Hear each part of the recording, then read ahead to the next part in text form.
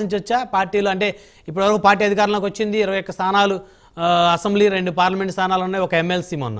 So next year మళ్ళీ పవన్ కళ్యాణ్ గారు పుట్టినరోజు వచ్చేంత వరకు మళ్ళీ అన్న కొత్త రకం ఆశించవచ్చా నామినేటెడ్ పదవులు? సో ఈ తరహా తప్పనిసరిగా బ్రహ్మనాయుడు గారు దీనికి మాట్లాడే ముందు పెద్దలు ఒక మాట అన్నారు, అంటే వ్యూహం ఏమి లేదు అనేది. వ్యూహం ఏమి లేదు అనడం సరికాదు. పవన్ కళ్యాణ్ గారికి అసలు ఆయన తగ్గడం వెనక వ్యూహం ఉందండి, ఆయన చేత్కారాలు పడడం వెనక వ్యూహం ఉంది. ఎవరు ఎన్ని అవమానాలు చేసినా కూడా దాన్ని తట్టుకోవడంలో వ్యూహం ఉందండి. కాకపోతే ఈ వ్యూహాన్ని డామినేట్ చేసింది ఈ జగన్మోహన్ రెడ్డిని గద్దె దించడం అనేది. అంటే జగన్మోహన్ రెడ్డి గద్దె దించడం ఎందుకంటే అంత అరాచకం జరుగుతుంది కాబట్టి దాన్ని ప్రధానంగా పబ్లిక్ లోకి వెళ్ళి నిన్ను గద్దె దించుతానని అనడం అంటే ఆయన ఓడించడమే ధ్యేయంగా ఆయన పెట్టుకున్నారు. అందులో కూడా ఒక వ్యూహం ఏంటంటే, వ్యూహం అంటే ఇప్పుడు మనం గెలుస్తామో గెలమో అవన్నీ పక్కన పెట్టు, ముందు ఈ వ్యక్తి అనే వ్యక్తి మనం దించేయకపోతే ఈ రాష్ట్రం అధోగతి పాలైపోతుందని బలంగా నమ్మే అందులో భాగంగానే ఆ వ్యూహంలో భాగంగానే ఎక్కడికక్కడ తగ్గడం కానీ నెగ్గడం కానీ లేదంటే వాళ్ళ వీళ్ళని కలుపుకోవడం కానీ బీజేపీతో కలిసి ఉంటూ కూడా బీజేపీ తాలూకా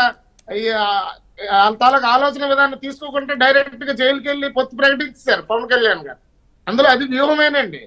అన్ని ప్రతి ఒక్క కదలికలో వ్యూహం ఉంది, ఆలోచన ఉంది. అందులో భాగంగా ఏంటంటే రాష్ట్రాన్ని రక్షించుకోవాలని చెప్పేసి ఆయన ఆలోచన చేశారు.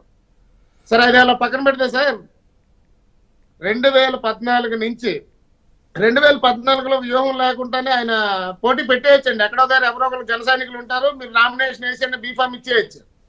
కానీ అది చేయకూడదు. ఎందుకంటే గతంలో జరిగిన పొరపాటే మళ్ళా జరుగుతుంది. అప్పుడు టీఆర్పీ వచ్చినప్పుడు కూడా అలాగే మళ్ళీ రాజశేఖర రెడ్డి గెలిచి తెలుగుదేశం డ్యామేజ్ అయింది, తద్వారా రాష్ట్రం చాలా పాడైపోయింది చెప్పి ఆ రోజు కూడా వ్యూహాత్మకంగానే పోటీ పెట్టలేదు. తర్వాత 2019లో సరే జన సైనికుల్ని ప్రతి ఒక్కరిని నమ్మి వాళ్ళతో కంపల్సరిగా మనం పోటీలోకి వెళ్దాం, ప్రజాక్షేత్రంలో ఏంటని తేల్చుకుందాం అని చెప్పేసి ఆయన 2019లో ఇండివిజువల్ గా వెళ్ళడం జరిగింది. ఏం జరిగిందండి, ఆయన ఇండివిజువల్ గా వెళ్ళడం వల్ల ఒక పెద్ద వారం జరిగిపోయింది. రైట్. సో మొత్తానికి ఆ 5 సంవత్సరాల విధ్వంసం మనం చూసాం.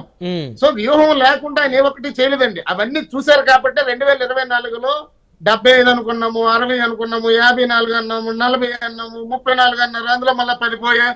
24లో కూడా మళ్ళీ 3 పోయాయి.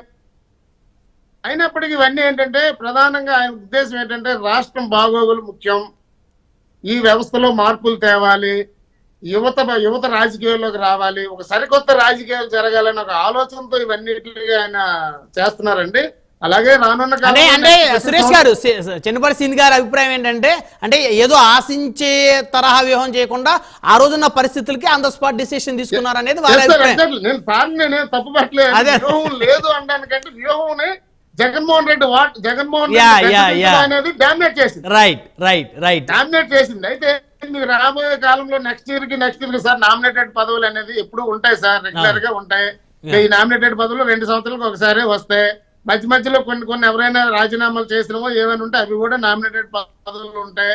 నెక్స్ట్ ఏంటంటే నా కోరిక ఏంటంటే పవన్ కళ్యాణ్ గారు కూటమిగా ఉంటారా లేకపోతే ఆయన ఇండివిజువల్ గా సీఎం అవుతారా తెలియదు, కానీ ఒక 15 ఏళ్ల పాటు, ఈ 5 ఏళ్ళు ఇంకొక 10 ఏళ్ల పాటు ఉంటే ప్రధానంగా మన రాష్ట్రానికి కానీ మూడు పనులు జరిగిపోతాయి సార్. జనసేన కలయిక 15 ఏళ్ళు ఉండాలంటారా? కలయికని కాదు సార్, నేను అనేది పవన్ కళ్యాణ్ గారి ఆధ్వర్యంలో ఆయన ఇండివిజువల్ గా సీఎం ఉండవచ్చు, లేదంటే టీడీపీతో కలిసి ఉండొచ్చు, లేకపోతే బీజేపీతో కలిసి ఉండొచ్చు. పవన్ కళ్యాణ్ గారు ఆధ్వర్యంలో ఈ 5 ఏళ్ళు ఇంకొక 10 సంవత్సరాలు కానీ రాష్ట్రం ఉంటే బ్రహ్మనాయుడు ఒక 2-3 మాటలు చెప్పారు. అదే 3 మాటలు చెప్తా. 3 పనులు అవ్వాలి సార్ మన రాష్ట్రానికి. 1 పోలవరం పూర్తవ్వాలి, 2 కోస్టల్ కారిడార్ అవ్వాలి, క్యాపిటల్ అలాగే 5 సంవత్సరాలు అయిపోతుంది.